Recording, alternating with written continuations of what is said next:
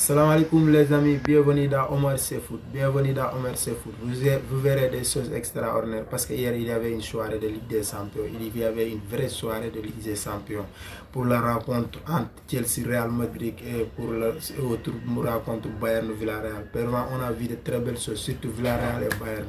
Mais je vais commencer par Real Madrid et Chelsea parce que hier on a vu une match de haut niveau parce que cette équipe de Chelsea il se sent mal pour cette dernière semaine-là. Parce qu'ils ont été battus 4 à Brentford, ils ont été revenus en Ligue des Champions, ils ont été battus 3-1 par le Real Madrid 2-0 premier mi-temps et avec des joueurs qu'on ne sent pas. Quand je parle des joueurs qu'on ne sent plus, Rudiger, la performance qu'il nous a sorti hier, c'est médiocre par rapport à ce qui nous a sorti l'année dernière là.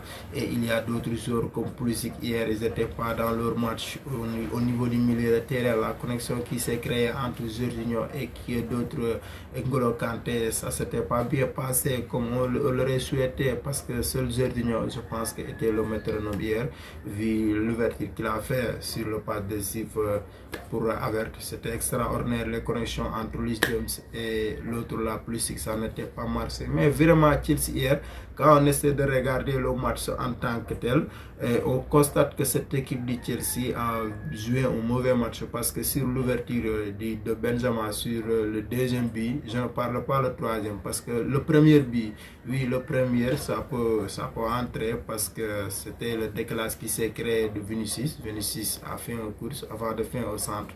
Ça peut entrer, mais sur le deuxième but, à 30 mètres, Benzema est en train de demander on passe profondeur en haut, mais la défense de Chelsea était absente totalement et Benzema, comme d'habitude, comme je le dis, si vous croyez que vous êtes 9 meilleur que Benzema, vous vous trompez. Si vous croyez que vous êtes 10 meilleur que Benzema, vous vous trompez. Benzema, il s'est joué 9, il s'est joué 12. Il peut évoluer 9 en même temps dans un match, en même temps 19. Benzema, il est tout, il est le régulateur du jeu. Parce que je vois que cette équipe du Real Madrid, je me pose souvent des questions. Cette équipe sans Benzema, non, ils sont foutus. Ils ont foutu parce que quand Benzema n'était pas là, et nous, on constate que sur l'animation des jeux du Real Madrid, ça reste beaucoup, même si on sait que Modric est un technicien. Mais toujours, il y a une connexion qui se crée entre Benzema. Parce que quand Benzema redescend, il essaie de combiner parfois avec les latéraux, mais il essaie aussi de lancer Vinicius en contre-attaque en attendant l'arrivée des ballons.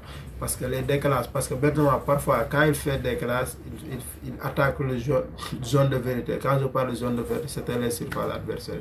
Il est fort en tête, il est fort en pied. C'est Benzema, il est l'un des meilleurs attaquants au monde. Je pense qu'actuellement, il est le top des attaquants. Mais je pense que le Real a bien fait son match. Au milieu de terrain, ça a été sensationnel.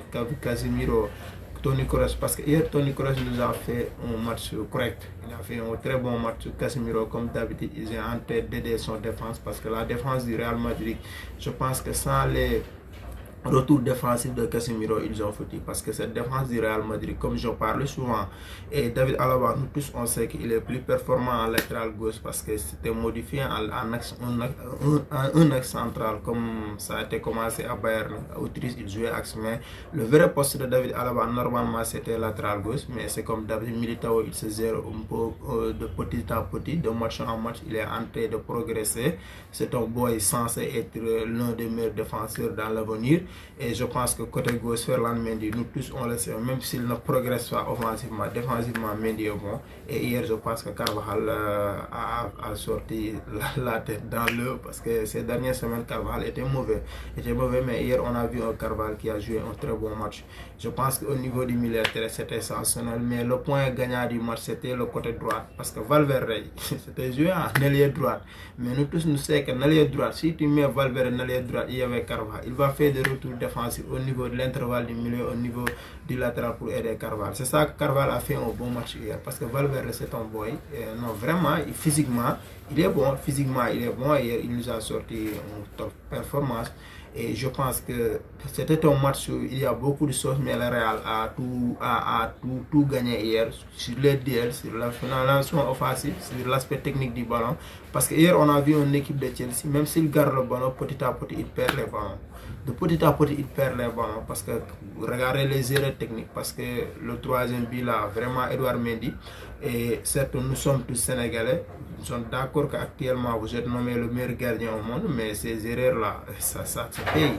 Edouard Mendy doit améliorer son jeu de pied. Parce que je le sens, depuis le match Togo-Sénégal ici, Edouard Mendy nous a fait cette bêtise-là. De même cette bêtise-là, parce que ce ballon-là aurait pu rentrer si Koulibaly n'était pas là. Mais je pense que il devra se tenir compte de cela, améliorer cela. Et pour les procès éditions, vraiment, je ne veux pas que des gardiens comme Edouard Mendy fassent ces erreurs-là. Parce que ça condamne leurs équipes. Parce qu'on a vu que 2-1, Chelsea aurait pu peut-être revenir deuxième mi-temps. Mais tac, deuxième mi-temps, Edouard Mendy a fait une erreur. Tac, Benzema, ça ne le soit. Benzema l'a fait à Sunrise de Bayern. Il l'a fait à d'autres fois à Paris Saint, le gardien Donnarumma. Benzema, c'est toujours comme ça. Si vous êtes un gardien, il faut essayer de bouler les ballons. Sinon, il va siffler le ballon sur tes pieds. Benzema, c'est comme ça. Benzema, c'est de la folie. Mais de toute façon, le Real a bien joué. Carlo Ancelotti a réussi son tactique. Parce que imaginez, Carlo Ancelotti a fait beaucoup d'erreurs match aller contre Paris. Et il a fait des erreurs match retour contre le match de Classico contre Barcelone pour moi. Mais hier, il a essayé de rectifier ses erreurs parce que ces derniers temps, on sent qu'Ancelotti est en train de faire des rotations au sein de cette équipe-là. Dans cette équipe-là, il y a des joueurs qui sont censés être dans cette équipe, des Ceballos, des Gareth Bale. Vraiment, ils peuvent apporter quelque chose. Mais je pense que hier, le Real a bien joué son match. Mais cette équipe de Chelsea, actuellement, je pense que Rassa vend club ou bien. Mais je pense que Chelsea est en train de se galérer. Et ce moment-là, c'était pas un moment de se galérer, c'est le moment de relever la tête et d'aller mieux. Mais je pense que ça va être compliqué au stade de Real, mais tout est possible dans le football parce que 2-1, perdre 2-1, c'était mieux.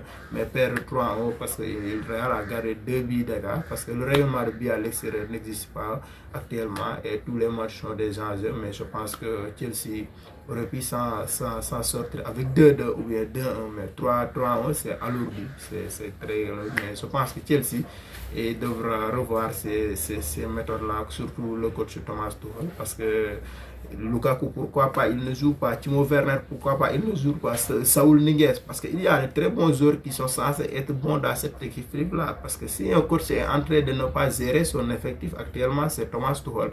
Thomas Tuchel n'a pas géré son effectif pour les 2 mois. Je le sens, je le remarque, parce que moi, je suis le championnat anglais, je suis Chelsea chaque instant. Parce que Chelsea, ce qu'il produisait en termes de jeu à l'année dernière, jusqu'à même au début de cette saison, intéressant, mais on sent actuellement une équipe de Chelsea inexistante sur les comptes, sur les phases de jeu, rien ne marche. Mais je pense que c'est bon. De l'autre côté, Bayern est en train de jouer à Villarreal. Je vous le dis ici, Villarreal, c'est une équipe qui joue en bloc bas. Même s'il joue en bloc bas, regardez le sort de balle de Villarreal. C'est toujours bon. C'est toujours bon. Unai Emery est en train de faire un travail extraordinaire. Parce que c'est un système de jeu prolifique. Quand je parle d'un système de jeu prolifique, parce que Villarreal, certes, il défend. Mais quand ils récupèrent le ballon, mais le jeu est extraordinaire. Regardez les sortes de balles qu'ils ont fait, les contre-attaques. Parce que hier, soyons sérieux, vous les fans du Bayern, il faut être sérieux. Deuxième mi-temps, Bayern aurait pu prendre 5 buts parce que nous avons vu le sauvetage des défenseurs. Manuel Neuer est en train de sortir. Il a fait un bout le lob de Gérard Moreno, là, Pedro Sarr n'était pas géré parce que il devait enseigner hier le seul saut. Il a fait un très bon match. Pas au 13 Villarreal. Ils ont fait un bon match pour l'autre là. Il faut être au niveau du milieu, pareil, sensationnel Capou. Non, ils ont sorti un top performance. Bayern doit se gérer, certes. Ils ont la chance. Ils ont la chance parce que 1-0 c'est bon. Si vous marquez 1-1 égalité, mais s'ils perdaient 6-5 hier, ça serait plus complet parce que cette équipe de Villarreal défend bien. Cette équipe de Villarreal défend bien. Si un coach ne se sert pas encore, c'est Julian Nagelsmann. Franchement, Alphonse Davies, 5 mois, il n'a pas joué. Pourquoi pas titulaire? Parce que le roi Sané, pourquoi sur le banc? Je ne comprends pas des changements techniques, les individualistes de commande. Parce que Coman, on en parle ces derniers temps. Je parlais avec un supporter du Bayern là, Mora, il me l'a dit.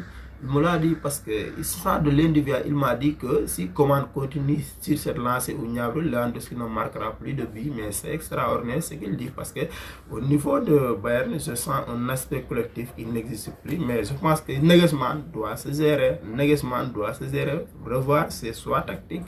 Il y a pas mal de joueurs sur le banc, Bourassar, Michael Zavisser. Vraiment, il y a des joueurs qui sont censés être dans cet effectif. Merci pour une autre débrief, ça va aller.